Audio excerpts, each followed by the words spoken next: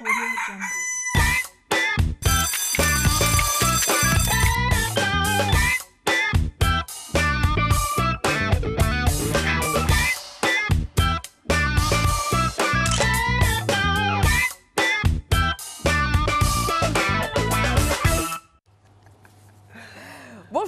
Bonjour, nouvelle semaine. Comment vous vous portez ce matin? Bien, j'espère. Et oui, je m'hasarde à répondre à la question parce que je sais que, en tout cas, j'espère que vous vous portez bien ce matin et que vous êtes à tac pour cette nouvelle semaine qui démarre. Nous sommes en plein dans le mois d'avril. Merci de nous rejoindre sur RTI 1 pour votre matinale aujourd'hui multivitaminé. Bonjour chez vous. Bonjour Marco. Bonjour Eva. Ça s'est bien passé le week-end? Super, ah, super. Ça se voit à votre mine très radieuse. En tout cas, j'espère que vous êtes également radieux chez vous.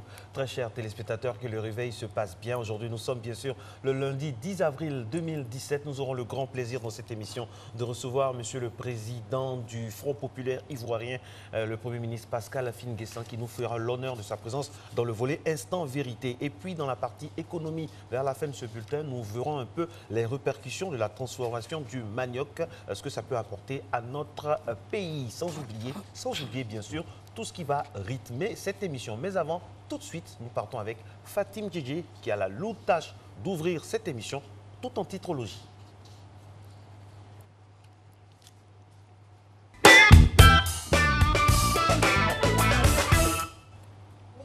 Bonjour Marcelin, bonjour à tous. La mobilisation des femmes en faveur du chef de l'État s'affiche presque à la une de tous vos journaux. Vérification immédiate avec celle de Fraternité Matin que vous voyez à l'écran. Les femmes en phase avec le président Ouattara. On apprend aussi que l'UMOA va effectuer un sommet à Abidjan. L'autre une, ça sera celle de l'Expression qui va s'afficher maintenant. Toujours la même mobilisation exceptionnelle, nous dit le journal. Et vous voyez à l'image des photos de cette mobilisation. On change de une, on va passer à l'intelligent d'Abidjan qui reste sur le même sujet avec les mots du vice-président Kabla Duncan. Il y a 6 ans, tout allait mal. Et en dessous, les mots aussi, cette fois-ci de la première dame qui nous dit... On a changé de une, allez, celle de l'Inter. On va rester sur la une de l'Inter. On y voit le président Bédier qui parle à Ouattara. Nous devons continuer à fournir beaucoup d'efforts. Et la une revient aussi sur cette mobilisation des femmes à Trècheville. On poursuit maintenant avec Nord-Sud, très certainement, qui va s'afficher. Et oui, encore les femmes qui prennent de nouveaux engagements et rendent hommage au chef de l'État. Et on apprend qu'en 2020, le PDCI précise ses ambitions. On poursuit avec la une de Soir Info cette fois-ci, qui reste aussi sur le même sujet, mais pas que. Il s'intéresse aussi au président Laurent Gbagbo, ce que révèle un journal français sur le cas Gbagbo. On poursuit et on finit surtout avec la une de Notre Voix qui va s'afficher et qui change totalement de sujet cette fois-ci. Comment Affi a désamorcé la bombe à Alépé? Mensonge des frondeurs aux militants. C'était les titres et on se retrouve pour le détail de ces articles vers 6h25, juste avant le JT. À tout à l'heure. Merci Team Femme. Merci, ce sera bien dans la revue de presse. On a pu le voir, les journaux sont très féconds aujourd'hui. Beaucoup d'informations très intéressantes. On aura donc le détail juste après le JT, comme Fatim l'a précisé. Je vous rappelle également que nous aurons droit à notre chronique sport avec Serge Dacoury qui sera présent dans cette émission aux environs de, on dira, 6h08-9. Il est déjà dans les loges en train de s'échauffer. Énormément d'informations également sur la planète sport. D'ailleurs, on y va au pas de course avec le coach Fabrice qui a comme chaque jour des exercices à nous conseiller.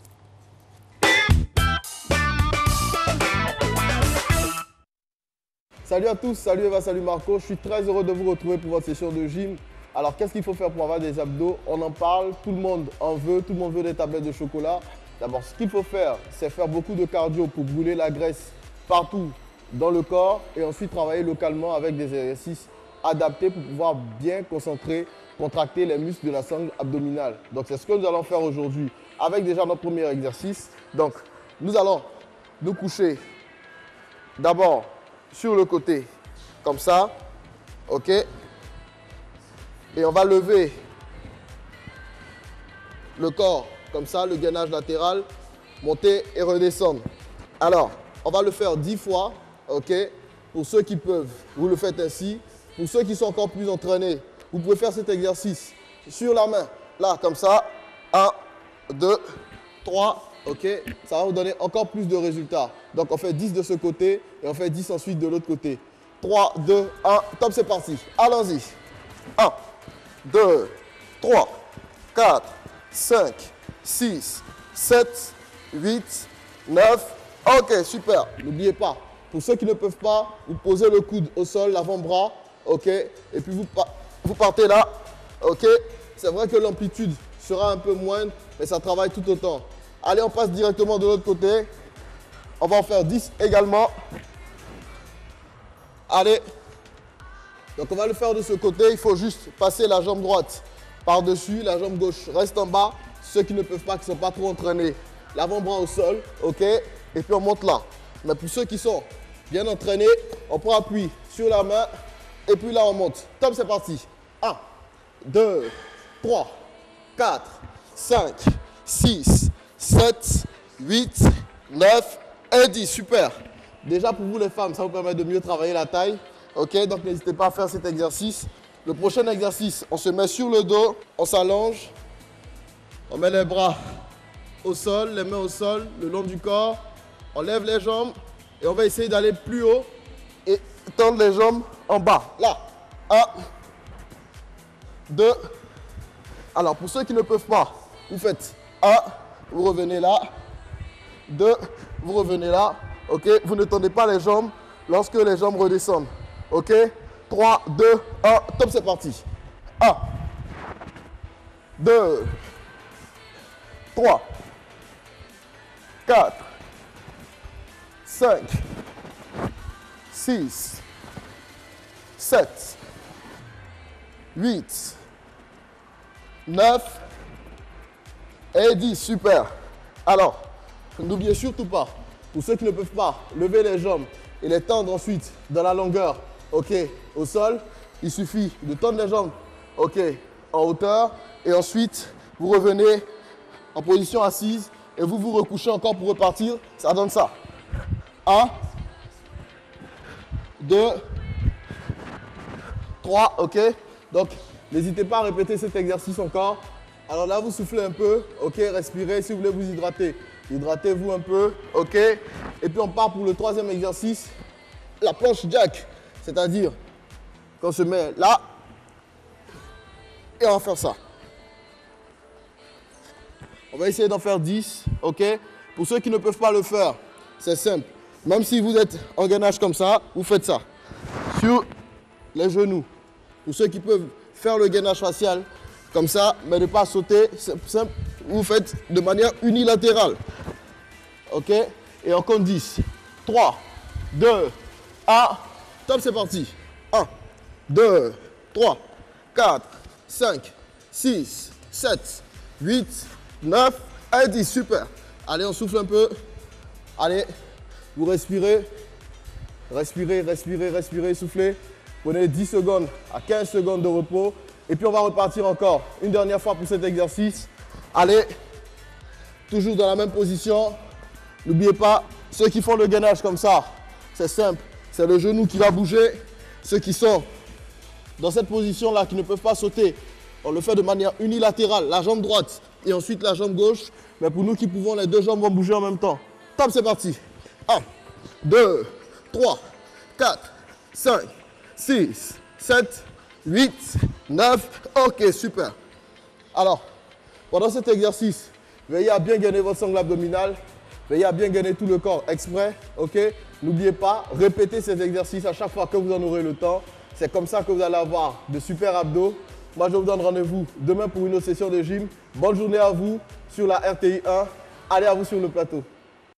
Merci en tout cas à notre coach que vous avez certainement vu sur les chaînes internationales ce week-end. Coach qui a une réputation de plus en plus internationale. Les lundis, vous le savez, il va toujours avoir du sport. Quand il est là, c'est notre éminent docteur S-Sport, Serge Dakouri, non, à ne pas confondre avec Richard Dakouri, une grande gloire du basketball d'origine ivoirienne, mais de nationalité française. Mais c'est la même famille Dakouri.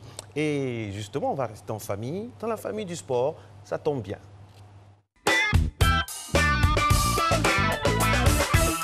Bon. Bonjour Serge, bonjour, comment vous allez ce matin? Bonjour Eva, bonjour Marcelin, vous êtes élégamment bien habillés. Surtout, j'apprécie la paire de chaussures que malheureusement les téléspectateurs ne voient pas. Eh oui, malheureusement. Ce sont les avantages, ce sont les petits avantages que je peux voir. Ah ouais. Nous sommes très heureux de vous avoir ce matin. Vous êtes très bien mis également.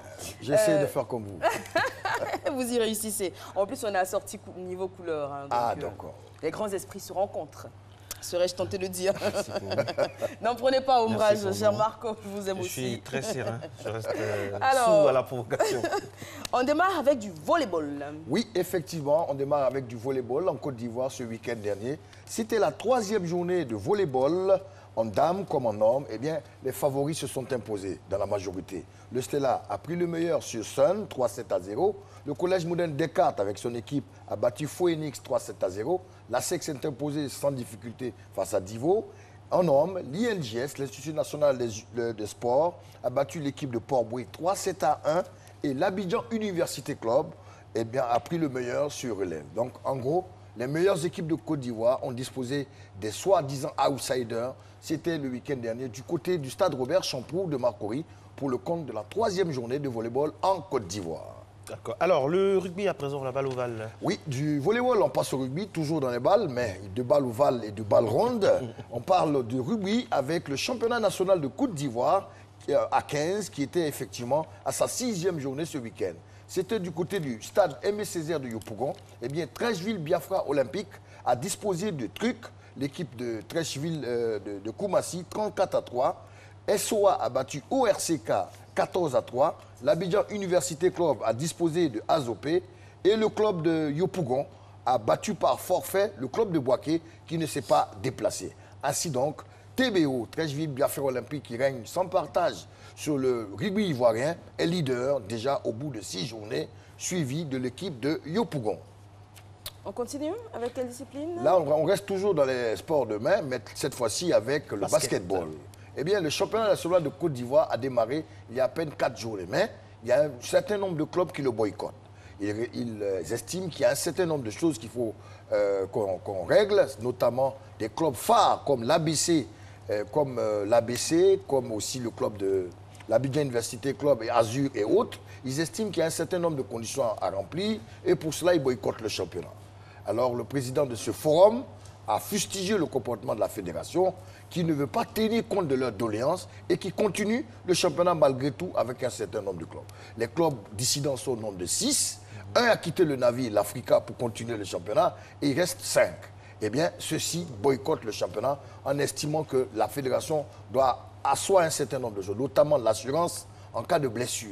Vous savez, comme moi, qu'aujourd'hui, à cause des infrastructures, le palais des sports est fermé. Eh bien, c'est le lycée classique qui accueille les compétitions de basket sur le goudron. Alors, malheur aux chutes. Et pour cela, les présidents de clubs réclament un certain nombre d'assurances. Sans oublier qu'ils estiment que aussi des clubs qui devaient redescendre en 2e division ont été maintenus en Ligue 1.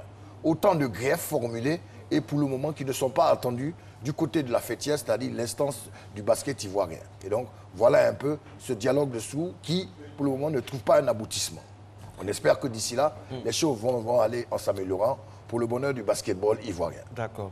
Et là, maintenant, nous allons... F comme football. F comme football, la discipline reine. On finit par le football avec, dans l'ensemble, un bon comportement des équipes ivoiriennes engagées en compétition africaine. C'était le week-end dernier, en Coupe de la Confédération. La SEC était du côté du Gabon pour y affronter l'équipe de Mounana. Eh bien, la SEC a été battue en match aller des 16e de finale, 2-1. Mais c'est un score favorable puisque le but marqué à l'extérieur, en cas de match retour ici à 1-0, la SEC pourra franchir le cap des 16e de finale. Donc 2-1. Vous pouvez gagner là-bas aussi quand même, bon, vu la physionomie du match. On jouait au Gabon, effectivement. Et donc la SEC a quand même eu un résultat honorable au Gabon, 2-1. But de la SEC marqué par son défenseur burkinabé, Kwanda Suleiman. À Abidjan, au même moment, une autre équipe ivoirienne était en attraction pour cette Coupe de la Confédération. C'était le club de l'AS Tanda qui jouait contre Platinum d'Afrique du Sud.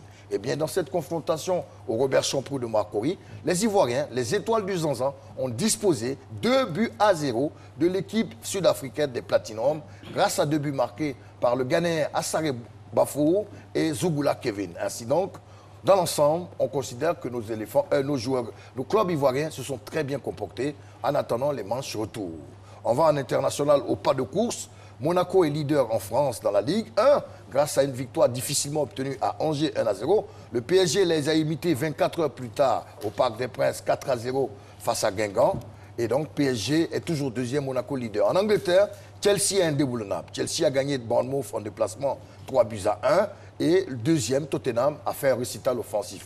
En Espagne, coup de tonnerre. Barça est tombé en déplacement à Rosaleda face à Malaga, tandis que le Real Madrid aussi a été accroché à Santiago Bernabéu dans le duel madrilène, 1 but partout. Au classement, le Real est leader avec 3 points d'avance sur l'équipe du Barça. En Italie, la Juve est souveraine. La Juve a gagné Chievo Vérone.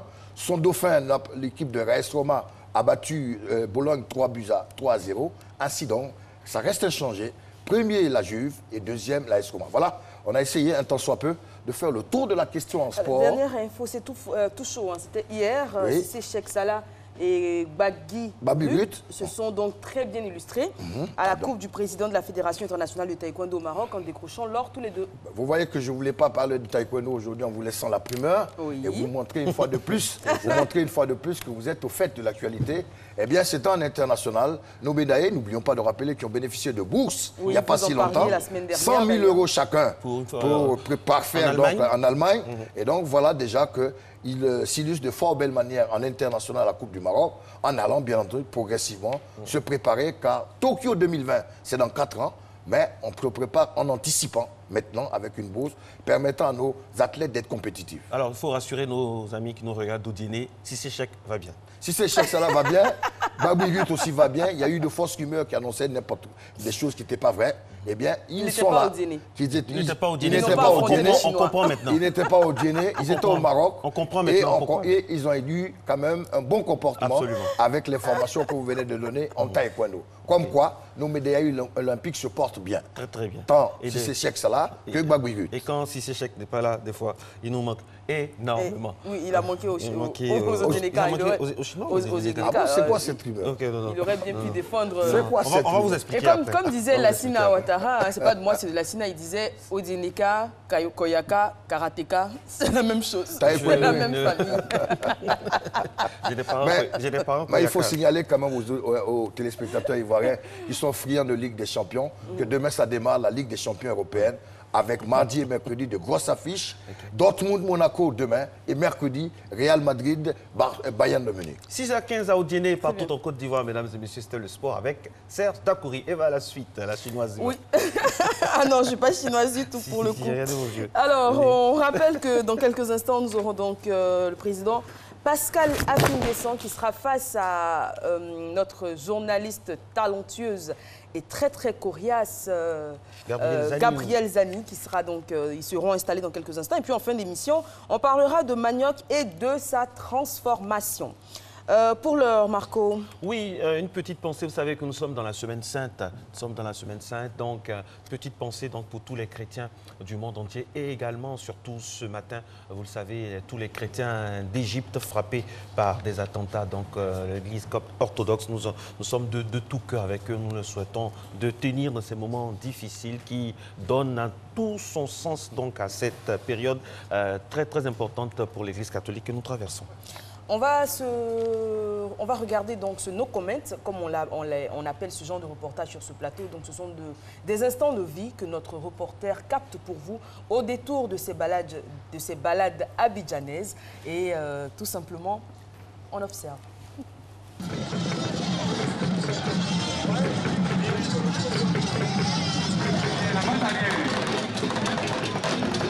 Ok, je passe. Yeah!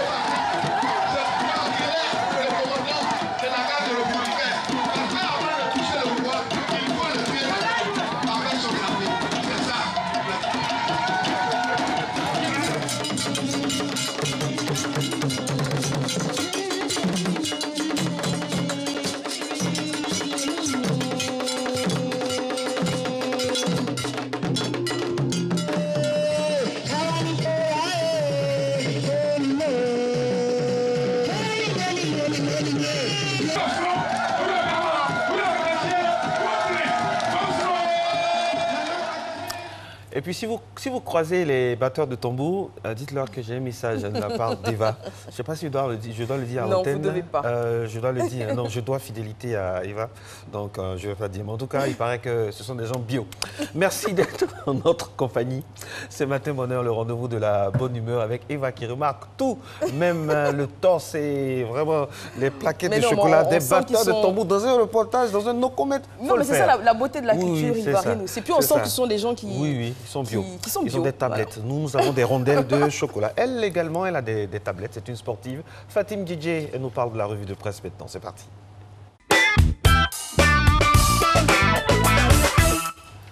Et oui, on va démarrer avec un éditorial à lire dans Nord-Sud. C'est celui de Karim Ouali qui s'agace du niveau et du comportement des élèves qui, eux, ne semblent nullement inquiétés car leur intérêt est ailleurs, prendre au plus vite des vacances avant l'heure. Alors, pour parvenir à leur fin, tous les moyens sont bons. Dans plusieurs villes du pays, notamment Gagnoa, Bouaké, San Pedro, des groupuscules d'élèves ont réussi à déloger leurs camarades et précipiter leur départ en vacances de Pâques. Alors, le journaliste nous dit que la responsabilité de chaque père et mère de famille est grande car la situation devient de plus en plus préoccupante d'année en année. Ce ne sont pas les enseignants qui ont la charge d'éduquer les enfants, mais bien les parents, nous rappelle-t-il. Un autre éditorial, cette fois-ci dans l'Expression, celui de Traoré Moussa, qui nous dit qu'il faut bouger pour dire oui à Alassane Ouattara, car s'il se décourage et baisse les bras, ça serait une grande perte pour le pays. Alors selon le journaliste, les Ivoiriens sont à la fois amnésiques et impatients. Les gens ont donc oublié que toutes les infrastructures du pays étaient en lambeaux quand Ouattara prenait le pouvoir. Ils ont oublié qu'à Koumassi, à Yopougon, les robinets d'eau tournaient à sec et ils ont oublié qu'il n'y avait pas de route à Abidjan et à l'intérieur du pays, selon le journaliste. Alors certes, tout n'est pas parfait, nous dit-il. Il reste encore beaucoup à faire, notamment en ce qui concerne le social et la réconciliation. On poursuit, on change totalement de sujet avec l'intelligent d'Abidjan qui revient sur le séminaire du secrétariat exécutif du PDCI qui s'est tenu à Bingerville. Alors la rencontre avait pour thème le secrétariat exécutif du PDCI RDA et CAP 2020, bilan et perspectives. Et les séminaristes ont proposé plusieurs recommandations, notamment la reprise du découpage électoral actuel suivant des critères objectifs préalablement acceptés de tous, ainsi que la mise en place de structures électorales performantes et une plus forte implication des responsables du parti dans le processus électoral. Allez, on prend la page de l'international si vous voulez bien. Direction le Cameroun. Le parquet du tribunal de Yaoundé a requis la peine de mort à l'encontre du correspondant de RFI, Ahmed Abba. Il est poursuivi pour complicité de terrorisme. Dans son communiqué, RFI rappelle que 628 jours de détention, c'est bien trop long pour un innocent. Alors Ahmed Abba avait été arrêté fin juillet 2015 à Maroua, dans l'extrême nord du pays. Et avant d'être transféré à Yaoundé, où il est détenu depuis, le parquet estime qu'il a collaboré avec les islamistes de Boko Haram, bien qu'Ahmed Abba ait toujours clamé son innocence. Alors on va finir avec l'insolite, une bien sordide affaire. C'est celle d'une Koweïtienne qui a été incarcérée ce week-end après avoir filmé sans réagir sa domestique éthiopienne suspendue dans le vide, qui était donc agrippée au rebord de la fenêtre et qui a chuté du 7e étage. Alors miraculeusement, cette femme est saine et sauve et elle a expliqué tous les sévices qu'elle subissait puisque sa patronne ne l'a pas aidée au moment où elle a chuté du 7e étage. Et ça me rappelle ces mots de Denis Diderot qui disait que l'indifférence fait les sages et l'insensibilité les monstres. Allez, très bonne journée et bonne continuation d'émission. À demain.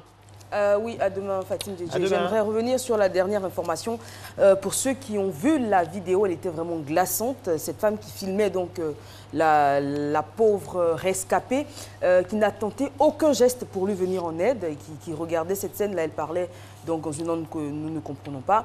Et c'est un véritable miracle qu'elle soit encore en vie, parce que vu la hauteur d'où elle a chuté, et encore une fois, c'est l'occasion ici de sensibiliser peut-être nos sœurs qui pensent trouver le bonheur dans certains pays en s'y rendant pour travailler en tant que domestique, mais bien souvent on ne trouve que, comme Fatim l'a dit, des sévices corporels, on leur arrache bien souvent leur passeport et se retrouvent sans recours aucun.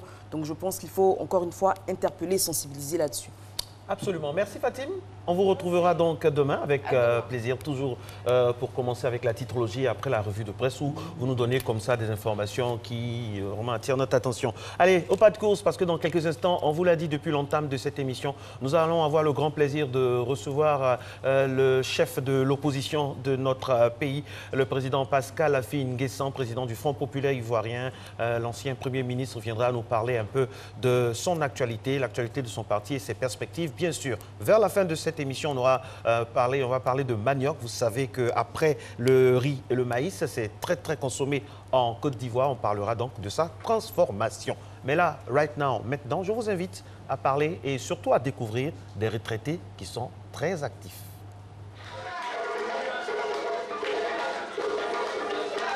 Le danseur qui esquisse quelques pas, le voici. C'est un senior, âgé de près de 80 ans. Aujourd'hui, Solidarité Senior Côte d'Ivoire, le groupe auquel il appartient, fait une sortie, histoire de se défouler. Cette matinée, c'est la seconde fois que nous venons. C'est l'occasion pour nous de nous retrouver, de un peu huiler les articulations, de nous remémorer le beau vieux temps. Nous avons toute une série d'activités pour que les seniors ne restent pas dans l'isolement, mais qu'ils sortent, qu'on se retrouve pour montrer qu'il y a de la joie, de la vie et du bonheur au troisième âge. Ça fait plaisir parce que c'est des personnes âgées qui parfois sont handicapées et qui font des efforts pour se bouger, qui font des efforts pour venir et puis qui dansent extraordinairement bien. Comme les membres de cette ONG, d'autres réunis au sein de l'Union des retraités de Cocody ont effectué il y a peu un voyage sur le Bénin pour des raisons similaires. Il est question d'un voyage de découverte. Ici, nous sommes à la retraite, nous vivons notre retraite à notre façon. Ils aussi sont à la retraite, ils vivent leur retraite à leur façon. On va essayer de comparer un peu nos façons de vivre nos retraites et puis voir ce qu'on peut mettre en commun. Après un temps de stress dans le travail pendant 30 ans et plus, on a quand même besoin de ça pour aller s'épanouir, se divertir un peu. Se détendre, reprendre goût à la vie, mais pas que. Pour ces personnes du troisième âge, il faut bien prouver qu'on est encore bon pour le développement de sa patrie. Le train de l'émergence, tout le monde, le président de la République lui-même l'a dit, on ne laissera personne sur le quai. Donc tout le monde doit entrer dans le train de l'émergence. Bien sûr, chacun occupera le compartiment qui convient à son âge, à ses qualifications, à ses professions, etc. La retraite active, c'est en cela qu'on peut résumer ces actions que les personnes du troisième âge entreprennent ici. Pour être plus efficace, ils souhaitent davantage le soutien de l'État de Côte d'Ivoire. Nous allons engager un partenariat très fort avec l'État pour qu'on prenne en compte un certain nombre de préoccupations des seniors. Par exemple, il n'y a pas de centre d'accueil des seniors.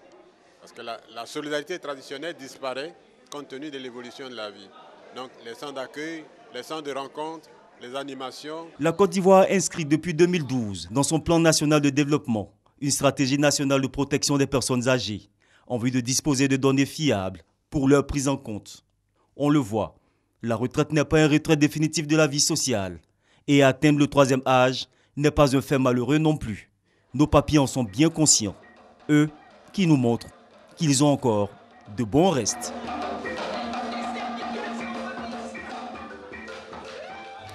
Wow. Alors Marco, je vous imagine à votre retraite tout aussi dynamique que ces messieurs qu'on vient nous voir, ces seniors, avec vos petits-enfants, vos petites culottes. Sur la terrasse de mon ranch à Mbato, ou bien à Tchemeleko, à Noumamba. En tout cas, j'aurai des choses à leur raconter, notamment ce week-end, l'incroyable anniversaire de Lala Toba. On en reparlera. Oui, c'est magnifique. Hein. Il y a des choses à dire tout à l'heure, restez avec nous. Restez avec nous d'ailleurs, s'installe sur cette antenne l'information pure et dure. Donc d'abord la météo, ensuite le JT présenté par Hamza Diaby.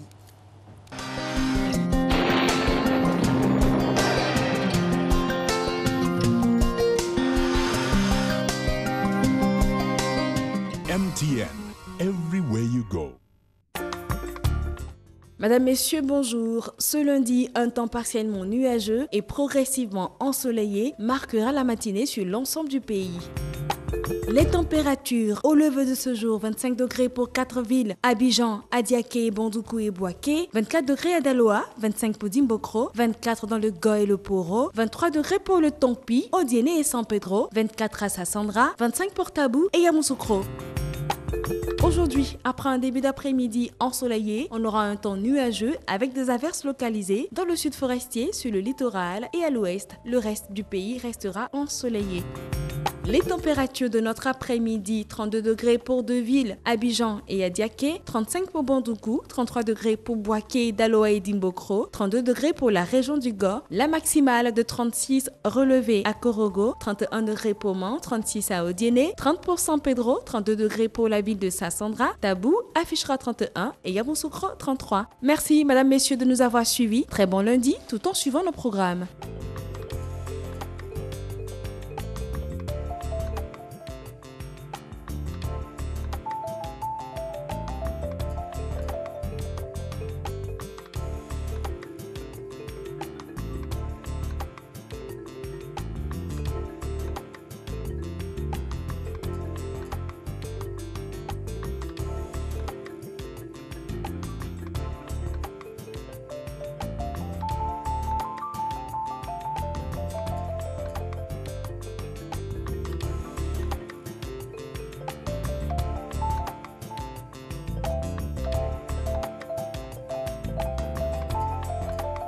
MTN, everywhere you go.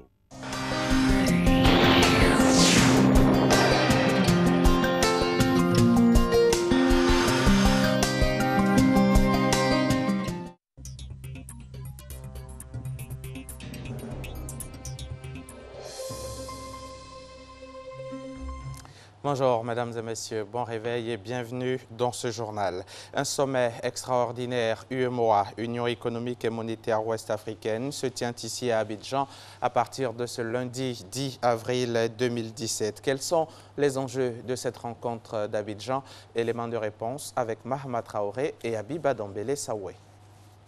Lors de ce sommet extraordinaire d'Abidjan, les chefs d'État de l'UEMOA, Union économique et monétaire ouest-africaine, tenteront une fois de plus de trouver un successeur à Cheikh Hadjibou Soumaré, l'actuel président de la Commission, en fin d'exercice depuis 2015.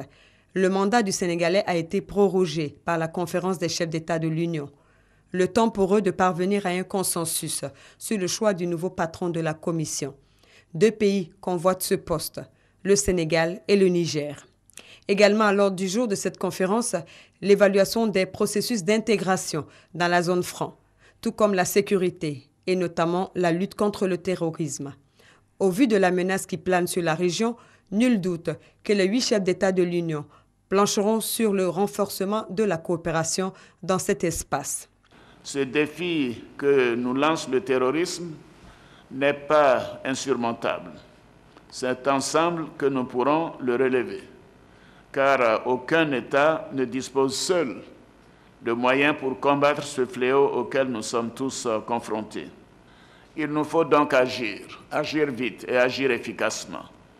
Nous devons pour cela veiller à la mise en œuvre rapide des mesures contenues dans le plan d'action et donner à la Délégation générale à la paix et à la sécurité, qui vient d'être créée au sein de la Commission, le statut et les moyens y afférents. Créé en janvier 1994 à Dakar, au Sénégal, l'UEMOA regroupe les 8 pays de l'Afrique de l'Ouest liés par l'usage du franc CFA comme monnaie. L'organisation vise l'avènement d'un espace économique harmonisé et intégré qui assure une totale liberté de circulation des personnes et des biens. Depuis janvier 2016, la présidence de la conférence des présidents des États membres de l'UEMOA est assurée par le président de la République de Côte d'Ivoire, Alassane Ouattara. Le ministre de la Construction, du Logement, de l'Assainissement et de l'Urbanisme, Claude Isaac Dey, a visité samedi les ouvrages de drainage des eaux de sites jugés critiques de la Riviera Bonoumin, des 2 plateaux d'Agban, du Banco et de l'Indenier. Le but était de s'enquérir de l'état de ces sites en prélude à la saison des pluies. Patricia Omouetia. La présence du ministre Claude Isaac Day sur le terrain s'inscrit dans le cadre de la pré-campagne que va conduire le gouvernement pour une saison des pluies moins désastreuse. Les saisons de pluie causent tous les ans des dégâts liés la plupart du temps à des problèmes de canalisation et d'assainissement.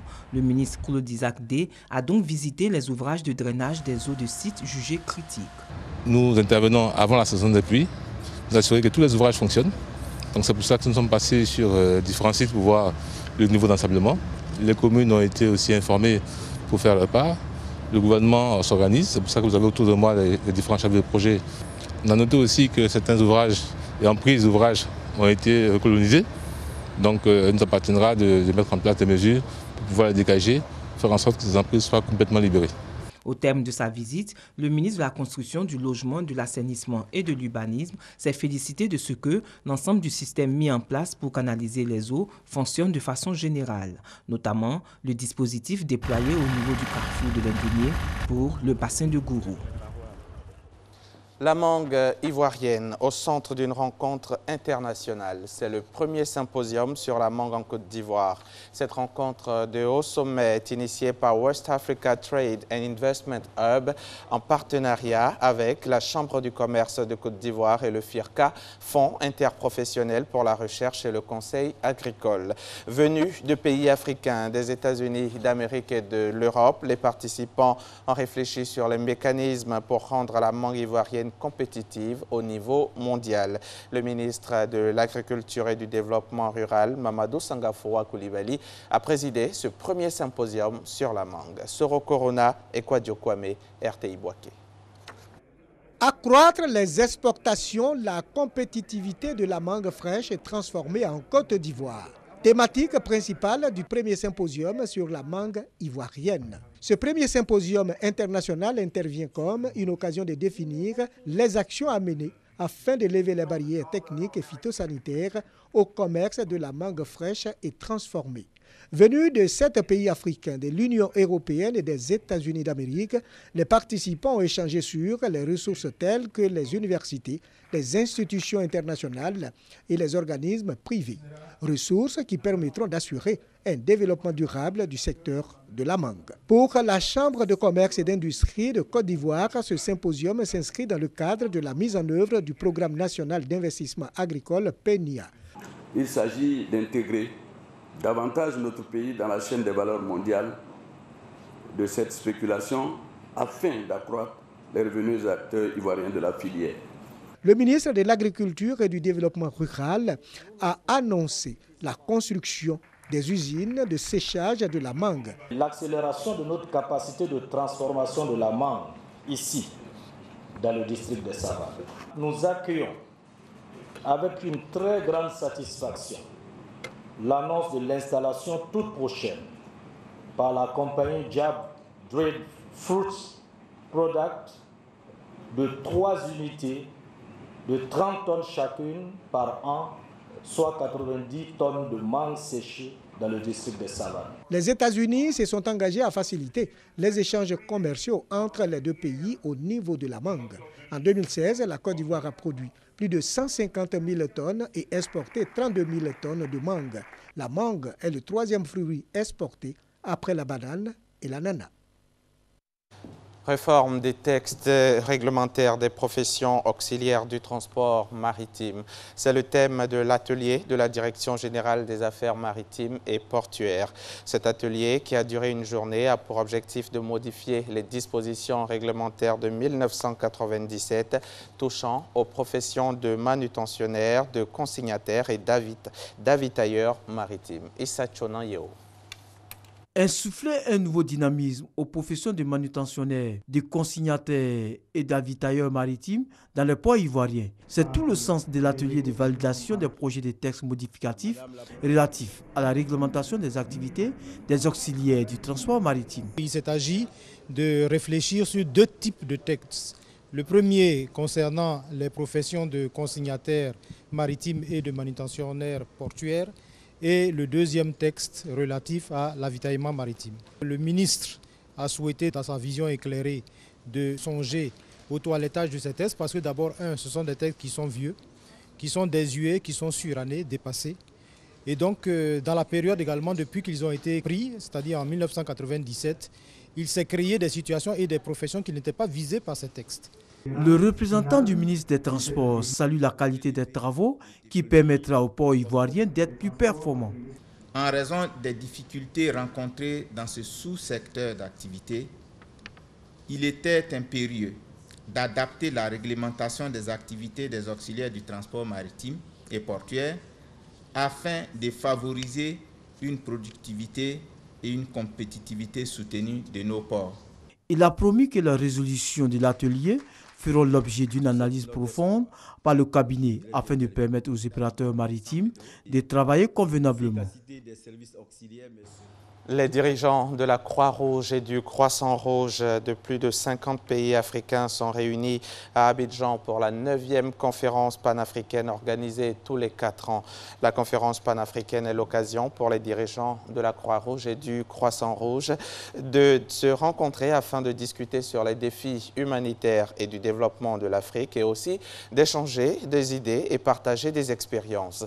Cette 9e conférence panafricaine se déroule du 9 au 12 avril et a pour thème « Investir en Afrique ». On en parle avec Perpétue Pan et Justine Djiké. La Croix-Rouge de Côte d'Ivoire veut renforcer les relations de coopération et de partenariat à travers la 9e conférence panafricaine qu'elle organise.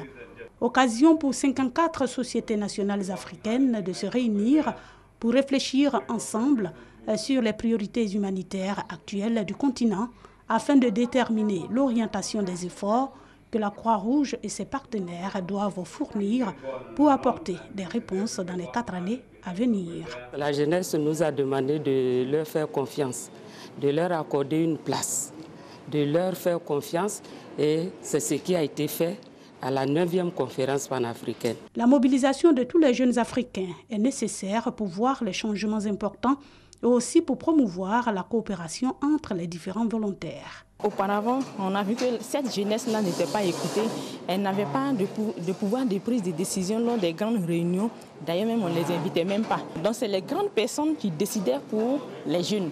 Mais les gens qui ne sont pas pour une génération ne peuvent pas décider pour une autre génération. Souvent, on dit les jeunes, c'est l'avenir, mais l'avenir, c'est maintenant. Et on ne peut pas attendre de dire c'est tout le temps l'avenir et se dire c'est pour demain quand on écoute les chiffres et le nombre de jeunes qu'il y aura qui va doubler dans plus de 10 ans. C'est vraiment important de prendre conscience maintenant, de changer fondamentalement la structure et le système pour pouvoir accueillir au mieux les jeunes. L'insécurité alimentaire, l'immigration, les problèmes de santé sont entre autres les sujets qui vont être évoqués par la jeunesse africaine pendant les 4 jours que va durer cette 9e conférence panafricaine. Le compendium des compétences féminines de Côte d'Ivoire est un outil, vous le savez, un outil de valorisation du leadership féminin et de promotion de la paix. C'est la thématique défendue par Euphrasie Kwasi-Yao, coordonnatrice de ce programme. C'était au colloque international du Centre d'activité francophone de la Bibliothèque d'Alexandrie en Égypte et au petit déjeuner de travail du Sénat français à Paris. À ces 2 rencontres, Euphrasie Kwasi-Yao a partagé l'expérience ivoirienne de promotion du genre. Konaté Moussa. Elle a porté la voix de la Côte d'Ivoire à ce colloque international du Centre d'activité francophone de la Bibliothèque d'Alexandrie en Égypte. Euphrasie Kwasi-Yao vend l'expérience de la Côte d'Ivoire en matière de promotion du genre. Elle défend le compendium des compétences féminines comme outil de valorisation du leadership féminin. Ce programme a contribué à créer en Côte d'Ivoire un environnement favorable au renforcement de la volonté des femmes à investir les cercles de pouvoir et surtout les postes de décision. Il a eu la particularité de favoriser le rapprochement entre des femmes de toutes les ethnies, de toutes religions, de tout parti politique. Accompagnée dans cette mission par Jeanne Pemont, conseillère du président de la République chargée du genre et des affaires sociales, la délégation ivoirienne a communiqué à l'ensemble des participants les actions entreprises par les autorités ivoiriennes sur la question du genre. Euphrasie Kwasi-Yao a aussi pris part au petit déjeuner de travail du Sénat français à Paris. À cette tribune, elle a mis en évidence l'engagement du chef de l'État Alassane Ouattara dans la promotion et l'autonomisation des femmes. à peine nommé et déjà cible d'un attentat. En Somalie, ce dimanche, un kamikaze au volant d'une voiture pleine d'explosifs a foncé contre le convoi d'Ahmed Mohamed Jimale qui a échappé de peu à cet attentat. Au moins 10 personnes sont mortes. Cet attentat est surtout un signal contre la posture martiale adoptée par le président du pays. Le président égyptien Abdel Fattah al-Sisi a décrété dimanche soir l'état d'urgence après 2 attentats kamikazes contre des églises coptes qui ont fait au moins 44 morts à Alexandrie et à Tanta dans le Delta. Les attentats ont été revendiqués par le groupe armé État islamique. Pour prendre effet, l'état d'urgence doit être approuvé par le Parlement où le président jouit d'une écrasante majorité. Et puis, pour terminer, les forces alliées sous commandement américain et les rebelles syriens ont réussi à contenir samedi 8 avril dernier une offensive du groupe État islamique contre leur base de At-Tanf près de la frontière jordanienne dans le sud de la Syrie. Cette attaque des djihadistes de l'organisation État islamique a notamment impliqué un véhicule piégé suivi d'un groupe d'assaut d'une trentaine de kamikazes vêtus de gilets explosifs. Voilà, c'est la fin de ce journal. Merci de l'avoir suivi. Merci Hamza, merci donc pour ces manchettes concernant l'information. Mesdames et messieurs, il est 6h44 à Bongouanou et partout en Côte d'Ivoire. Nous sommes très heureux d'être avec vous depuis le début de cette... Il y a ma red chef qui dit « Ah oui, c'est chez toi ». Donc ah oui, j'en profite. C'est les rares avantages quand même qu'on peut avoir quand nous sommes en direct. Matin Bonheur, c'est depuis 5h55 jusqu'à 7h30. Merci de vous réveiller avec nous. Tout de suite, instant vérité avec le chef de file de l'opposition de Côte d'Ivoire, Monsieur le Président Pascal Affi N'Guessan. Donc le Premier ministre est reçu, bien sûr, par Gabriel Zani. Instant vérité, c'est parti.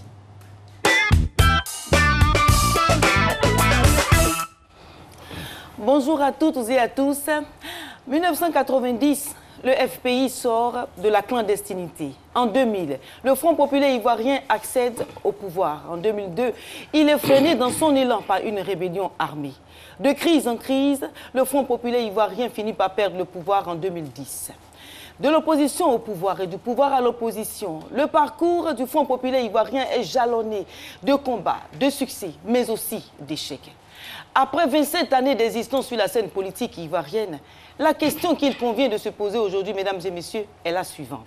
Que reste-t-il encore du FPI? Démembré, fragilisé, le FPI est-il en perte de vitesse? Ou tout au moins, que vaut exactement le FPI aujourd'hui? Pour en parler, mesdames et messieurs, nous recevons sur le plateau de Instant Vérité Pascal Affi N'Guessan. Il est le président du FPI, le Front populaire ivoirien. Bonjour, messieurs. Bonjour. Nous sommes ravis de vous accueillir sur le plateau de Instant Vérité. Alors, 1990, c'est l'avènement du multipartisme en Côte d'Ivoire. Donc, ouverture du champ politique à d'autres partis politiques. Et notamment le FPI qui se positionne comme un contre-pouvoir par excellence. Alors, dites-nous aujourd'hui, qu'est-ce qui, selon vous, a fait la force de cette opposition à un moment donné? D'abord, le fait que son combat a commencé dans la clandestinité.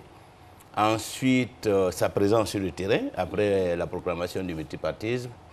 Et enfin, sa réflexion programmatique. Le fait que le parti n'était pas bâti sur des individus, mais sur des idées, sur des valeurs, sur un programme de modernisation de la Côte d'Ivoire, de restauration des libertés, de la démocratie et du progrès social. Ce sont ces 3 éléments-là. L'histoire du combat du président Laurent Gbagbo dans la clandestinité. Ensuite, la présence effective du parti, des cadres du parti sur le terrain. D'accord. Alors, donc, ce passé donc, dans l'opposition, comme vous venez de le dire, a forgé le FPI. Alors, en 2000, vous accédez au pouvoir après des élections calamiteuses. J'emprunte le mot de l'ancien président ivoirien Laurent Gbagbo. Est-ce que cela n'a pas dépeint sur la gestion du pouvoir? Mais évidemment, puisque dès 2002, nous avons été confrontés à une rébellion armée. Cela signifie que les défis que nous avons trouvés sur place étaient très, très importants. Le pays était déjà fragilisé. Il y avait, je dirais qu'il était sur une bombe. Rappelez-vous que dès 1989, il y a eu la charte du Nord, ça veut dire qu'il y avait donc une crise latente. Une crise, et je crois que c'est cette crise d'ailleurs qui a été à la base de la proclamation du multipartisme. Donc le président Gbagbo a tenté de ressouder la cohésion sociale à travers le Forum de réconciliation nationale, mais je crois que les efforts n'ont pas été assez vite et assez hauts pour pouvoir mettre fin à ces velléités de déstabilisation qui se sont manifestées en 2002. Donc, autrement dit, vous saviez qu'il y avait déjà des frictions un peu dans le nord de la Côte d'Ivoire. Mais est-ce que cette connaissance de ces frictions-là, est-ce que cela a permis au FPI de faire une bonne lecture de la situation dans les 2 premières années de sa gestion? Mais évidemment, l'organisation du Forum de la réconciliation nationale en 2001 et même la programmation, puisque dans le programme du candidat Laurent Gbagbo, il était déjà prévu l'organisation d'un forum, sur la base de ce que la réinstauration du multipartisme a été chaotique. En 90, les choses ne se sont pas passées en douceur. Il y a eu de grands combats, il y a eu des résistances. Ensuite, il y avait la division au sein même du PDCI-RDA et tout cela faisait que la situation, à l'arrivée au pouvoir du président Laurent Gbagbo, après même la crise électorale, avec feu le général Guèye, tout cela constituait véritablement un ensemble d'handicaps. C'est pour cela que le président Gbagbo a choisi la voie de l'apaisement, de la réconciliation à travers l'organisation du forum. Malgré cela, il y a eu la rébellion ivoirienne que vous n'avez pas pu contenir. C'est ça. Pourtant, vous venez de le dire, vous avez été formé par le passé d'opposition que vous avez eu pendant 10 ans. Alors, on ne comprend pas. Oui, pourquoi le FPI est donc resté dans cette situation? Pourquoi? Parce que la coalition de ceux qui voulaient le départ du président Gbagbo et donc la chute du FPI, la coalition était trop forte. Remarquez que ce n'était pas seulement une coalition intérieure, elle était même internationale, sous-régionale. Vous avez vu de quelle manière la crise post-électorale s'est achevée, avec l'implication de toute la communauté internationale. S'il vous plaît, donc, on ne parle pas de la communauté internationale, on parle plutôt de ce que vous avez fait ce sont des réalités. En 2000, voilà, en 2002. Ce sont des réalités qu'il ne faut pas isoler. Donc, quel est le bilan de votre gestion du pouvoir? Il est positif ou il est négatif? Mais il est positif. Ah bon, il est positif? Votre gestion a été vraiment décriée par plusieurs personnes? Bien sûr, mais oui, des gens vont, nous n'allons pas faire l'unanimité, mais il faut reconnaître qu'aujourd'hui, lorsqu'on regarde la situation, lorsqu'on regarde le positionnement des Ivoiriens, il faut le dire tout net, que nous n'avons pas déçu. Même si nous avons été attaqués, nous avons été injustement. Et nous avons été chassés du pouvoir injustement. Non. Et donc tout cela constitue des réalités. Vous pensez que vous n'avez rien fait du tout, que tout est la faute des autres. Alors, après 10 ans de gestion, vous perdez le pouvoir. Vous ne pensez pas que c'est votre gestion du pouvoir qui a entraîné cette chute? Mais évidemment, nous étions au pouvoir. Mais il ne faut pas nier l'adversité. Est-ce que nous pouvons cautionner une rébellion armée? Est-ce qu'on peut accepter que des gens prennent des armes? Mais vous vous dédouanez. Ça veut dire quoi? C'est cela la réalité, madame. C'est la rébellion. La réalité, c'est la rébellion. madame. Mais le FPI a quand même gouverné pendant 10 ans. 10 ans. 10 ans avec les autres. 10 ans avec les autres. À partir de 2003, mars 2003, j'ai été Premier ministre d'octobre 2000 à mars 2003. À partir de 2003, on ne peut pas dire que c'est le FPI qui gouverne, puisqu'il y a eu un gouvernement de réconciliation nationale jusqu'en 2000, y compris avec le chef de la rébellion à partir de 2007. Quelle est la leçon que vous tirez de votre gestion du pouvoir? Mais la leçon que nous tirons, c'est que le pays est divisé, que la Côte d'Ivoire est un pays divisé, où il y a eu une rébellion armée, et qu'il faut donc reconstruire la cohésion nationale à travers la réconciliation nationale. Une Côte d'Ivoire que le FPI n'a pas su rassembler. On pourrait le dire ainsi. En 2013-2014, le FPI est secoué par une crise interne qui l'a divisé en 2 branches. Alors, quelles sont les raisons profondes de cette crise? Mais la raison, c'est la crise elle-même. Ce sont les répercussions de la perte du pouvoir et, je dirais, les débats pour le repositionnement du parti, savoir avec qui et dans quelle direction réorganiser le parti. Voilà le débat qui se pose à l'intérieur du parti à l'heure actuelle. D'accord. Donc, c'est la séparation avec les caciques du pouvoir. Et puis, Laurent Gbagbo, que vous cherchez à rencontrer depuis mars 2015. Que j'ai demandé à rencontrer. Que vous avez demandé à rencontrer, mais c'est la même chose de toutes les façons. Alors, il ne répond pas. Dites-nous pourquoi il ne répond pas. C'est lui qui peut vous le dire. Non, dites-nous, c'est vous qui voulez le rencontrer. Mais bien sûr, il a sûrement donné une raison. Moi, je peux vous dire que je cherche à le rencontrer parce que c'est un devoir. Nous avons lutté ensemble. Il est aujourd'hui en difficulté. J'ai un devoir de compassion, j'ai un devoir de solidarité. Et ce devoir-là, je tiens à Mais quand même, vous avez été son Premier ministre. Il a été le président de la République à un moment donné de la Côte d'Ivoire. Vous avez été des collaborateurs très proches. Alors, comment se fait-il qu'aujourd'hui, Gbagbo ne répond pas à votre sollicitation? Parce que je pense que le moment n'est pas arrivé. Parce qu'il considère que le moment n'est pas arrivé. Mais de 2015 à 2017, ça fait 2 ans que vous Demandez à le rencontrer. Bien sûr, mais si le moment n'est pas arrivé, comment vous voulez? Moi, c'est tout ce que je peux vous dire. Maintenant, si vous voulez avoir d'autres informations, je crois que c'est lui qui peut vous répondre. Est-ce que ce refus ne vous affaiblit pas? Oh, moi, de toute façon, moi, je mène la lutte. Je suis en Côte d'Ivoire, je connais les réalités du pays, je sais qu'il y a un besoin de réconciliation, je sais qu'il y a un besoin de restauration de la démocratie. Je me bats. Je ne suis pas un enfant, j'ai plus de 60 ans, donc je sais ce que j'ai à faire et je fais cela pour les Ivoiriens. Répondez à la question. Est-ce que le refus de Laurent Gbagbo de vous recevoir ne vous affaiblit pas sur la scène politique ivoirienne?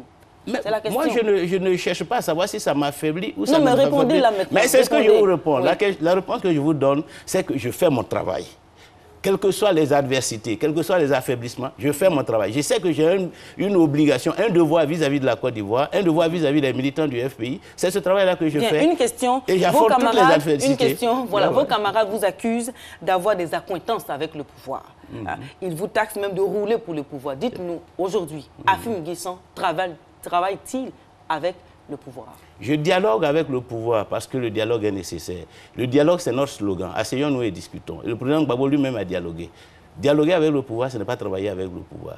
Je cherche la réconciliation nationale parce que le pays a besoin de la réconciliation nationale. Le président Gbagbo lui-même a organisé le forum de la réconciliation nationale en 2001.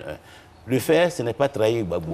J'aspire à gouverner ce pays parce qu'il faut que le FPI revienne au pouvoir. Non, vous n'avez pas trahi Gbagbo. Je ne vois pas en quoi ces actes-là constituent des actes de trahison. Je ne vois pas en quoi.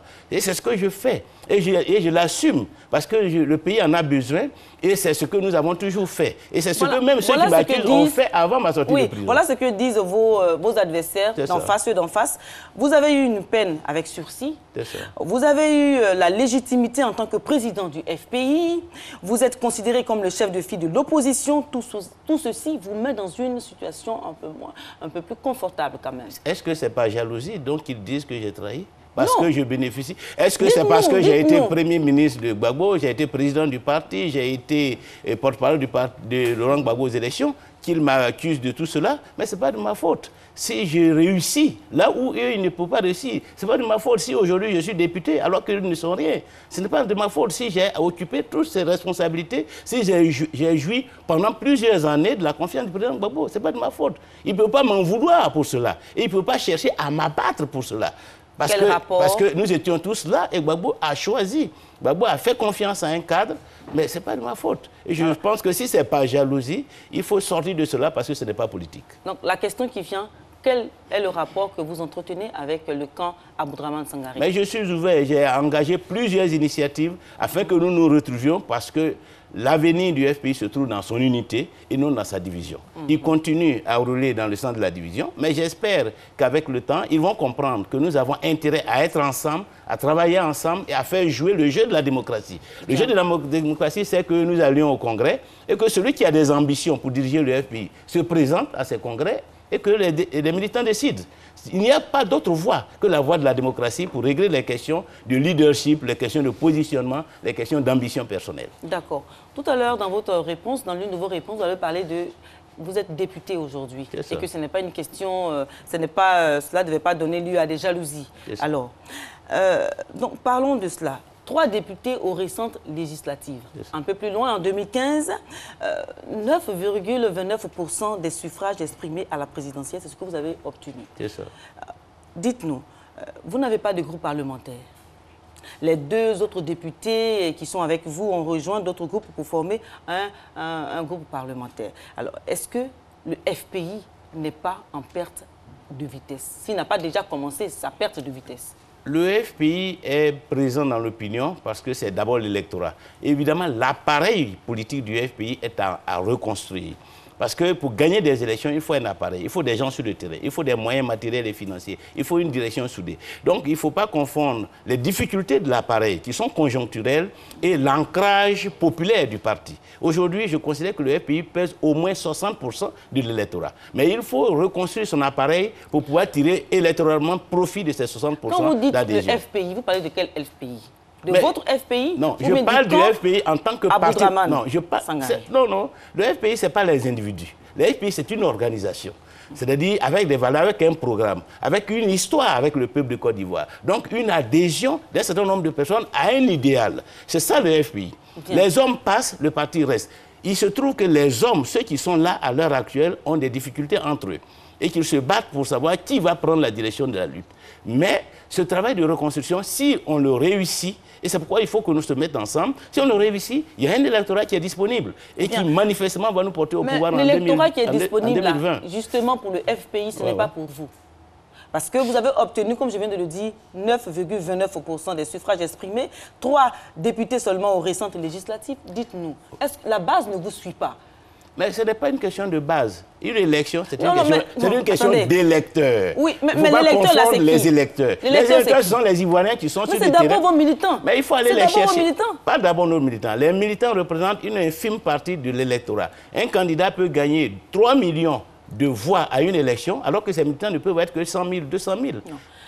Monsieur Pascal, vous ne faites pas la politique, donc vous ne savez pas tout ça. C'est vrai que je ne fais pas de la politique, mais en même temps, je vous ai suivi dans le reportage. Je vous suis tout le temps dans le reportage. Je vais vous dire. Mais seulement, il faut une chose, c'est que l'électorat, ce sont d'abord vos militants. Ensuite, les sympathisants.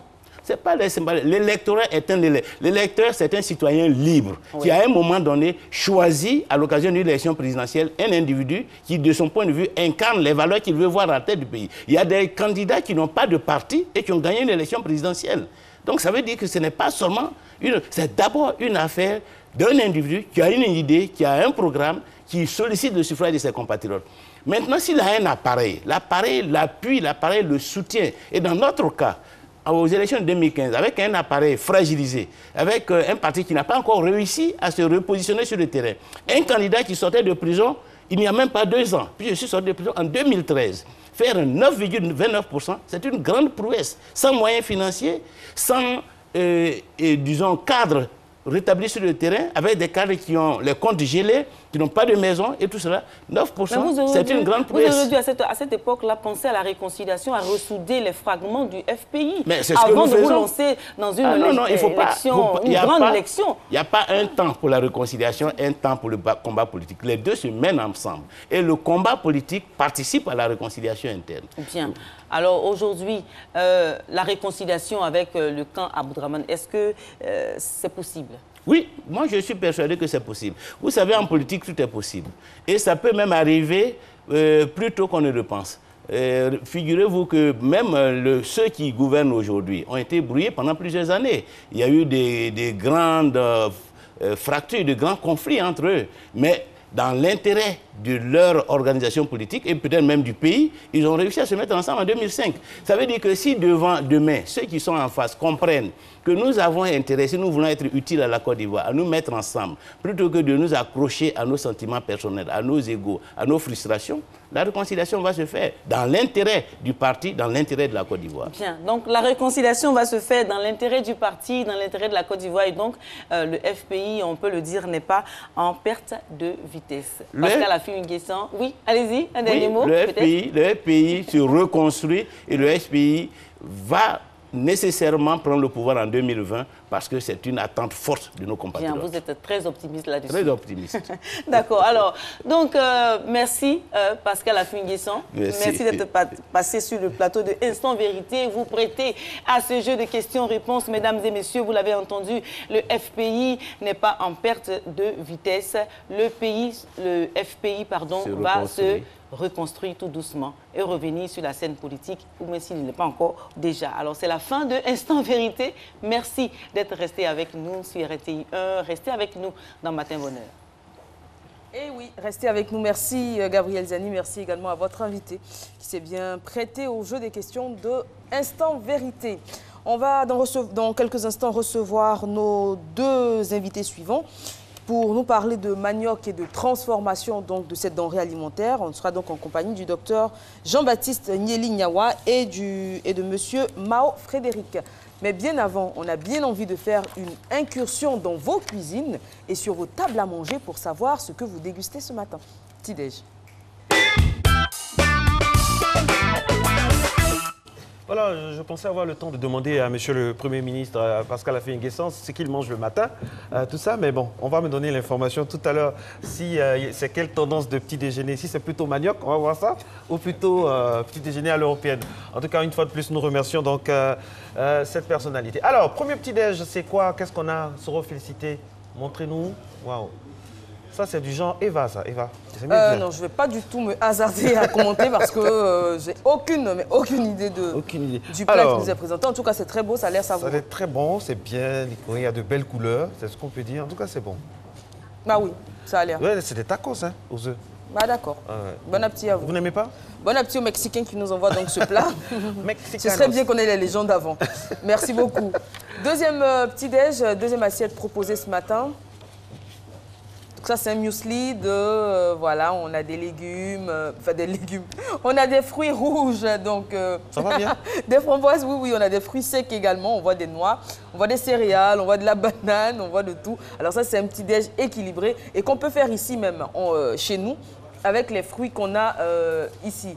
Voilà, tout simplement des céréales que vous pouvez trouver en supermarché. Et puis, vous ajoutez les fruits que vous voulez, notamment de la banane, de la papaye, de la mangue, des fruits qu'on retrouve sous nos tropiques, qui sont pleins de vitamines. C'est pas Nessindri qui dira le contraire, restera sur notre plateau jeudi. Et c'est très bon pour la santé. Le matin, on démarre la journée avec le feu de Dieu. Voilà, il est 7h03 partout en Côte d'Ivoire. Merci d'être avec nous à Matin Bonheur. C'est le Money Time, dernière ligne droite de cette émission qui, vous le savez, a cours du lundi au vendredi. Aujourd'hui, nous allons parler transformation, plus précisément manioc. L'intitulé est très simple, le manioc et sa transformation. Quelle perspective? Vous savez que l'élection présidentielle en Côte d'Ivoire, il y a quelques temps, donc, avait été saupoudrée par la transformation du manioc, du sieur Kakabé, ancien député. Aujourd'hui, on est de plein pied dans le débat. Et à ma droite, donc à votre gauche, nous avons M. Yao Frédéric, il est ingénieur... Mao Frédéric, ingénieur agronome, ingénieur génie industriel alimentaire, directeur recherche et développement. Et à ma gauche, donc à votre droite, docteur Jean-Baptiste Nieli Niaoua, c'est ça? Je ne me trompe pas sur le nom. Lui, il est expert en agriculture durable et intelligente. Voilà, pour gagner du temps, donc on aura le jingle, ensuite l'élément récapitulatif de la situation et puis place au débat. C'est parti.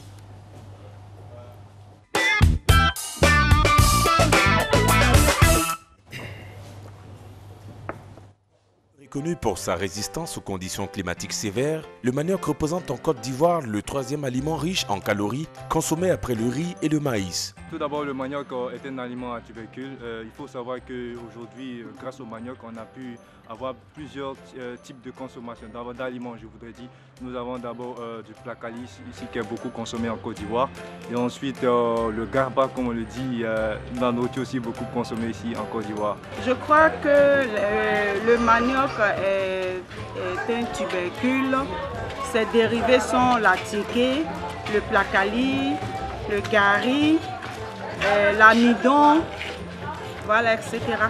Avec en moyenne 2,5 millions de tonnes, la filière du manioc s'organise autour de 3 activités, à savoir la production, la transformation et la commercialisation. Le manioc, il faut le rappeler, a l'avantage d'être vendu de la racine aux feuilles. En ce qui concerne la production, le district d'Abidjan alimente 34% du marché national, suivi de la région du Béquet avec 18%. De celle de la Maraoué avec 11% et pour finir, la région de Komoué avec 9% de la production nationale. De manière générale, s'il est vrai que le manioc se commercialise bien sur tout l'ensemble du territoire ivoirien, il faut rappeler que le défi majeur reste de conquérir l'international. En effet, les principaux dérivés du manioc restent le fécule, la sémoule et le tapioca. Mais parmi ces différents produits, seule la tiquée représente une part énorme, environ 85% dans les exportations, notamment vers les pays américains, canadiens et dans ceux de l'UEMOA. Je crois bien que le manioc est un des produits d'une grande qualité puisque ces dérivés qu'on connaît apportent beaucoup à la Côte d'Ivoire et que la richesse même de la Côte d'Ivoire est basée sur l'agriculture. Donc le manioc est important pour les Ivoiriens, surtout le garba que les Ivoiriens aiment bien manger. Les chercheurs au niveau du CNRA avaient trouvé vraiment des éléments qui permettent aux Ivoiriens d'accéder, n'est-ce pas, à certains produits à partir de choses du manioc.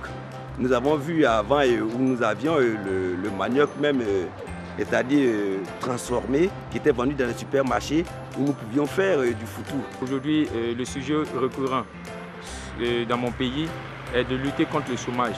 Et aujourd'hui, nous savons qu'une bâchée transportant le manioc coûte sur le marché 230 000 francs CFA. Et si aujourd'hui l'État de Côte d'Ivoire permet aussi aux jeunes Ivoiriens de pouvoir produire le manioc en leur donnant les moyens financiers afin de pouvoir s'acquérir non seulement des terres et aussi à pouvoir aussi cultiver le manioc. Je pense qu'elle peut favoriser un grand atout pour pouvoir lutter contre le chômage. Il faut savoir que la transformation du manioc reste de manière générale traditionnelle, quelles que soient les régions de production. Des efforts sont consentis par les institutions nationales et internationales pour améliorer la transformation en équipant les femmes organisées le plus souvent en coopératives d'outils modernes et performants, ce qui à terme aura un impact sur la production nationale.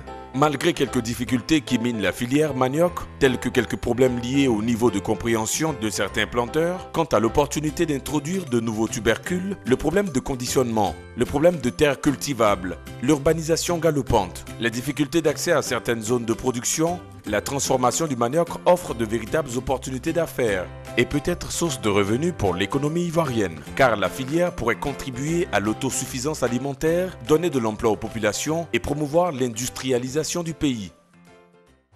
L'élément l'a dit, le manioc en Côte d'Ivoire offre une multitude de perspectives, d'opportunités d'affaires. On a l'impression qu'ici en Côte d'Ivoire, on ne fait qu'une chose basique avec la tiéké, donc avec le manioc, notamment la tiéké, quelques produits dérivés, mais on ne va pas en profondeur. Donc vous êtes là pour nous dire ce qu'on pourrait tirer de mieux, de beaucoup plus rentable, à plus grande échelle avec le manioc. Marco vous a présenté donc les deux invités, le docteur Niawa, expert en agriculture, et monsieur Mao Frédéric, ingénieur agronome. Bonjour messieurs. Bonjour madame. L'élément a expliqué également, je pense qu'on le sait tous, ce que c'est que le manioc, ce tubercule qu'on consomme tous sous une forme ou sous une autre. Aujourd'hui, la Côte d'Ivoire occupe quel rang au niveau des producteurs de manioc?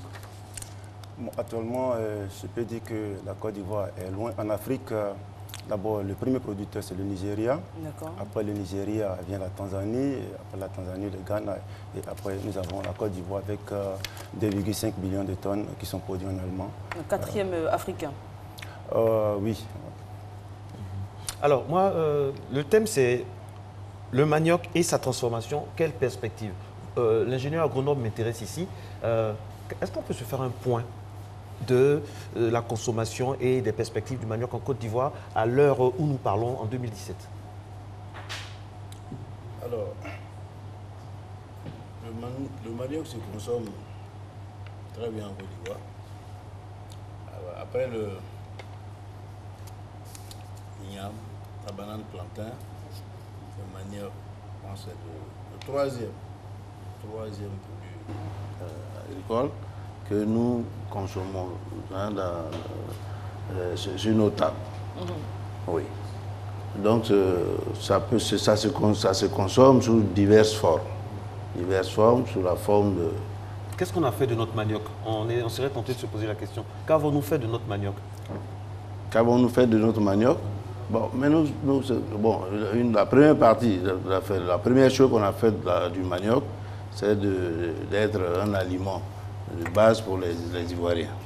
Aujourd'hui, le manioc, à travers la tiéké, se retrouve sur toutes les tables pratiquement. Au point où, pratiquement à tous les dîners officiels, le manioc s'invite sur nos tables. Donc, on consomme le manioc partout, à toutes les occasions. Voilà. Donc, il y a la transformation. D'abord, il y a le manioc racine que nous consommons sous forme de foutou, de tout ce que vous savez. Et puis, il y a le manioc transformé en attiéké, en chips de manioc, en farine de manioc. Et à partir de la farine de manioc, on va transformer la farine en différents mets, différents mets pâtissiers ou boulangers, parce qu'on utilise aujourd'hui le manioc dans le pain. D'accord. Oui. Voilà. Et vous le dites, on parle en ce moment de transformation du manioc. Le manioc se déguste sous forme d'attiéké dans tous les repas, sur toutes les tables, des plus humbles aux plus officielles, même à l'extérieur du pays.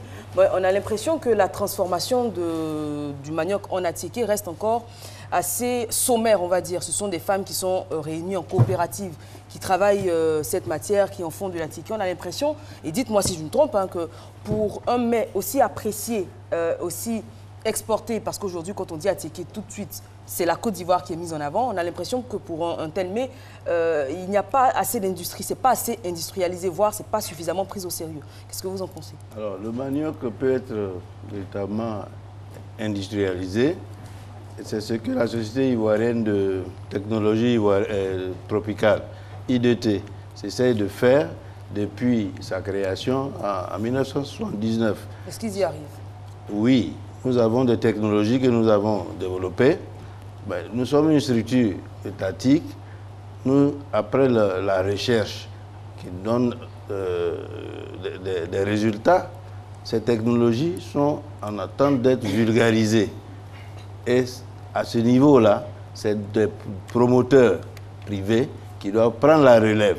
Et maintenant, il revient à l'État de créer les conditions pour que ces promoteurs-là soient encouragés à s'investir dans cette spéculation. Docteur Nyilinyawa, quand je vous écoute, je me pose une question. Hein. Peut-être qu'elle est naïve, mais est-ce qu'on prend le manioc au sérieux dans notre pays, en Côte d'Ivoire? Bon, il faut dire que le manioc est encore cultivé, les systèmes de culture sont encore extensifs. C'est-à-dire que lorsqu'on prend les statistiques de production de manioc en Côte d'Ivoire, les superficies emblavées par les cultures de manioc sont en deçà d'un demi-hectare. Ça veut dire qu'aujourd'hui, il faut intensifier la culture, il faut produire la culture à l'échelle industrielle, parce que pour parler d'industrie, vous savez qu'avec une industrie, il faut au moins peut-être 2000 hectares, 3000 hectares, 4000 hectares pour soutenir la production industrielle. Parce que si vous construisez des usines, par exemple, qu'il n'y a pas de matière première qui est le manioc, il va de soi qu'après peut-être 2 mois, 3 mois, l'usine s'arrête. On ne sait pas qu'il faut prioriser le manioc parce que ça fait partie du quotidien des Ivoiriens. Et puis culturellement, ça rassemble? Oui, parce qu'il faut d'abord savoir que c'est une chance. Le manioc est une chance pour notre pays parce que ça pousse dans toutes les zones agroécologiques de Côte d'Ivoire. C'est d'abord le premier point. Le manioc a un rendement potentiel allant de 30 tonnes par hectare pour les variétés traditionnelles à jusqu'à 80 tonnes par hectare pour les variétés améliorées. Comparé aux céréales de la place telle que le riz et le maïs, vous voyez que l'écart est très grand. Alors, pour la sécurité alimentaire des populations en Côte d'Ivoire, on gagnerait vraiment à s'intéresser à la culture du manioc parce que non seulement ça, mais l'autre facteur aussi, c'est que le manioc offre une flexibilité dans la récolte. C'est-à-dire qu'on peut récolter le manioc à partir de 6 mois jusqu'à 24 mois. Vous voyez? Donc, ce qui est vraiment bon, mais seulement que jusqu'à présent, les systèmes de culture restent vraiment traditionnels. Donc, il faut aller à l'intensification surtout. Alors, vous le dites, les systèmes de culture ne sont pas très améliorés, ils ne sont pas optimaux, on dira. À cela s'ajoute des superficies plutôt petite de production. Et je me souviens qu'il y a quelques années, voire 2-3 ans, quand il y avait ces pénuries de manioc sur le marché, la tiki avait atteint des sommes exorbitantes. On nous expliquait que la plupart des champs de manioc étaient devenus des champs d'EVA et que, par conséquent, bien évidemment, vu que la production baissait, il y avait moins d'attiqués sur le marché et des prix qui avaient flambé. Est-ce que le gouvernement avait alors entrepris des campagnes de sensibilisation, notamment contre les cultures intensives d'EVA qui détruisent le sol? Mais ce n'est pas ça la question. Est-ce qu'aujourd'hui, ces campagnes ont porté leurs fruits? Est-ce qu'on cultive plus de manioc en Côte d'Ivoire? Bon, pour répondre à votre question, il faut d'abord faire observer que le manioc est perçu généralement comme une culture qui n'a pas besoin d'engrais. Donc ça fait que les paysans cultivent leur manioc sur des sols pauvres et ils préfèrent utiliser les meilleurs sols pour la production des cultures de rente telles que les VA, le cacao, le café, etc. Bon, aujourd'hui, on fait des campagnes, mais le problème c'est que jusqu'à présent, la filière de manioc n'est pas organisée. Donc ça représente un risque pour le paysan parce que si tu fais le manioc, il va bien falloir qu'il ait les débouchés. Donc, pour que la culture de manioc décolle véritablement, il faut d'abord organiser la filière, il faut créer toute une chaîne de valeur, parce que, comme vous le savez, en amont, il y a les producteurs, mais en aval, il y a tous ces intermédiaires, les agrobusiness, et ceux qui profitent normalement de la culture de manioc, ce n'est pas les producteurs qui ont vraiment fourni l'effort, mais c'est plutôt les intermédiaires et les transformateurs. Ce qui fait que véritablement pour une culture soutenue de manioc, jusqu'à présent, les cultures de rente restent la priorité des paysans. Alors, M. Mao, le plan manioc ivoirien repose sur quoi? Et puis concrètement, qu'est-ce qu'il peut apporter?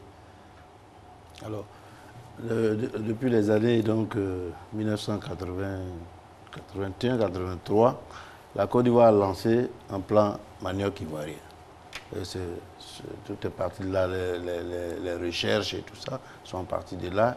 IDT, la société qui m'emploie, est partie sur cette base-là, a fait beaucoup de travaux de recherche. Donc, le plan manioc, il y avait un volet disons agricole, agronomique, puis agricole, où on a appris aux paysans à la conduite des plantations et tout ça. Donc, les gens produisaient, il y avait des itinéraires techniques à respecter, et les paysans qui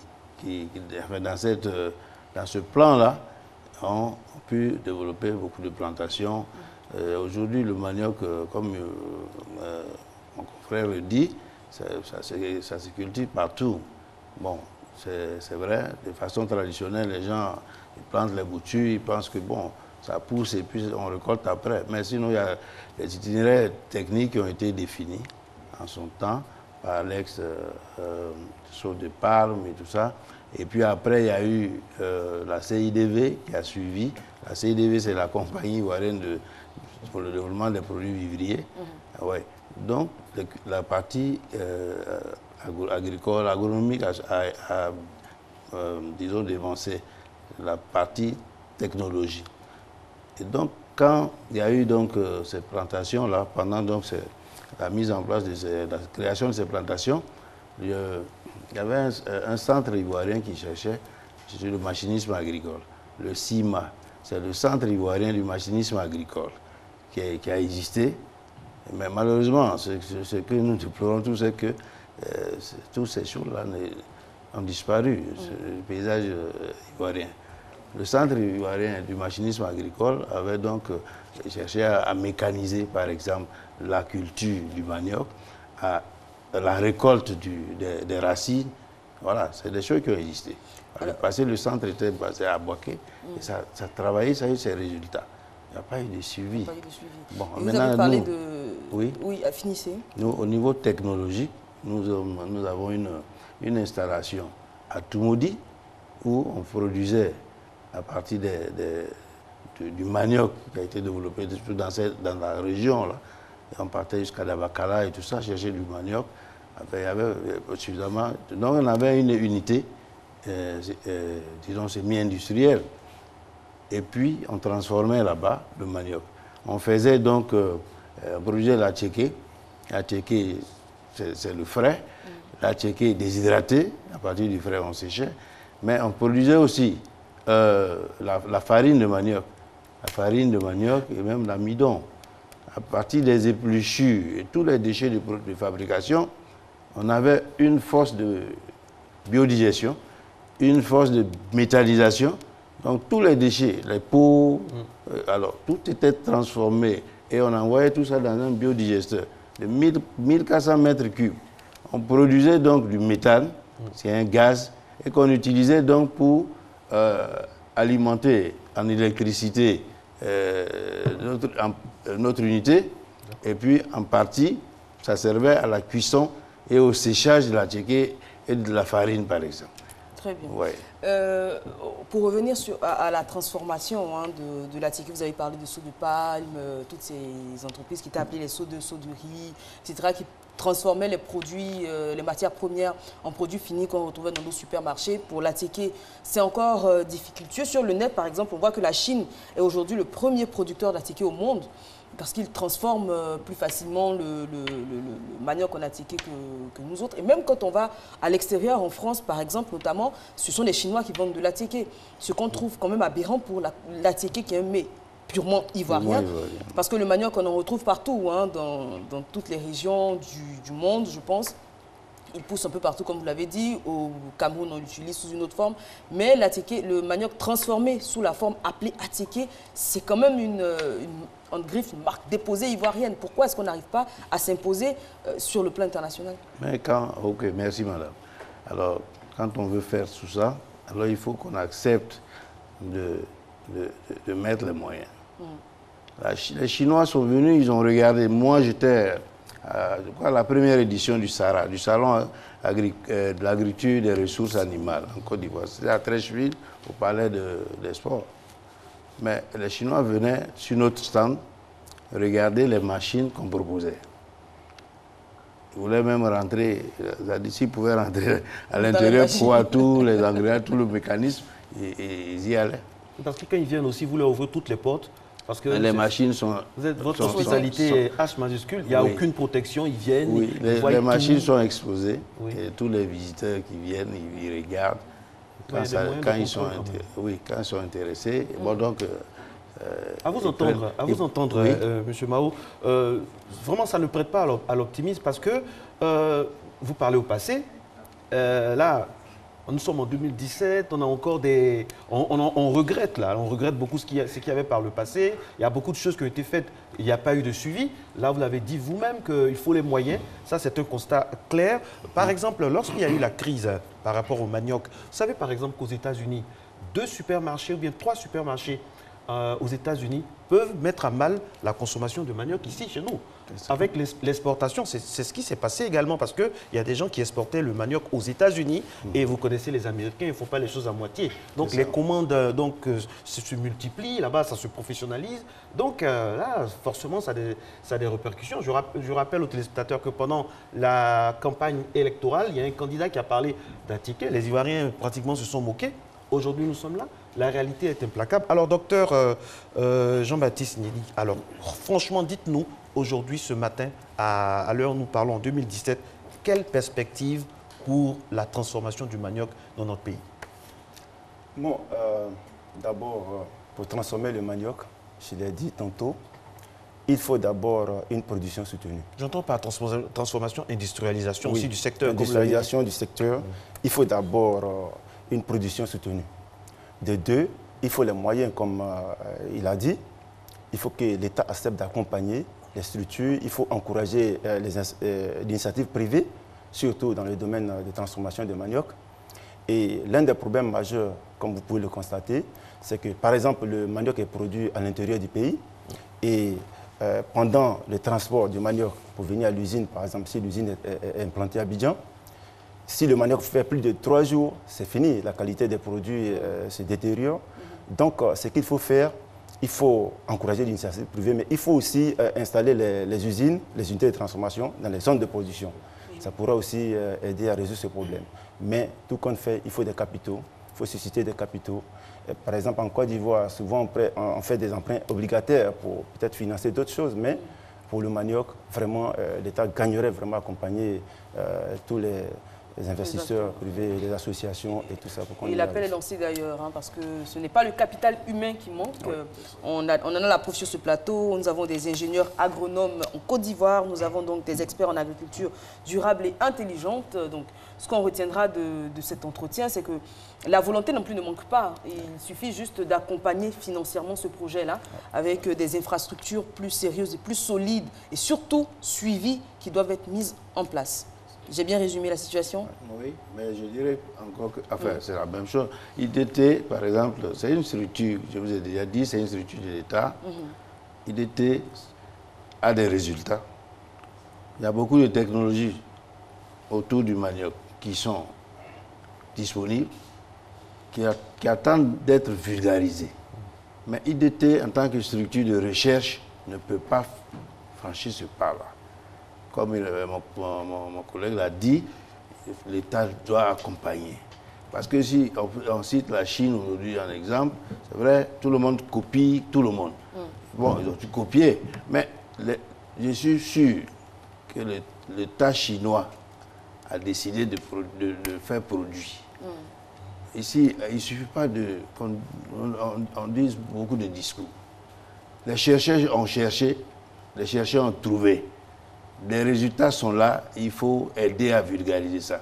Les opérateurs économiques, c'est tous ceux qui sont ivoiriens, qui ont l'argent, qui préfèrent par exemple investir dans le bâtiment, tout le monde, dans les véhicules de transport, mais qui n'accompagnent pas, disons, la production, la recherche et la production agricole.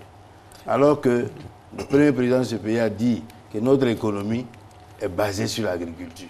C'est une belle conclusion parce que chaque lundi, on fait économie. Matin Bonheur et économie avec agriculture. Il y a une belle coïncidence aujourd'hui. Merci beaucoup, Monsieur Mao Frédéric, ingénieur agronome. Merci, et également, messieurs. merci à Monsieur, au docteur Nieli Nyawa Jean-Baptiste, expert en agriculture durable. Avec eux, nous évoquions le problème assez épineux, très important donc, de la transformation du manioc. C'est ici qu'on s'arrête pour cette première émission de ces matinales. Je rappelle que c'est du lundi au vendredi. Ça tombe bien. Le manioc, transformation, quelle perspective? Eh bien, moi, je vous souhaite tout au long de cette semaine de transformer donc cette semaine sainte en pleine de bonnes choses pour votre vie, pour vos proches. On se retrouve demain, toujours avec le même plaisir. Allez, au revoir.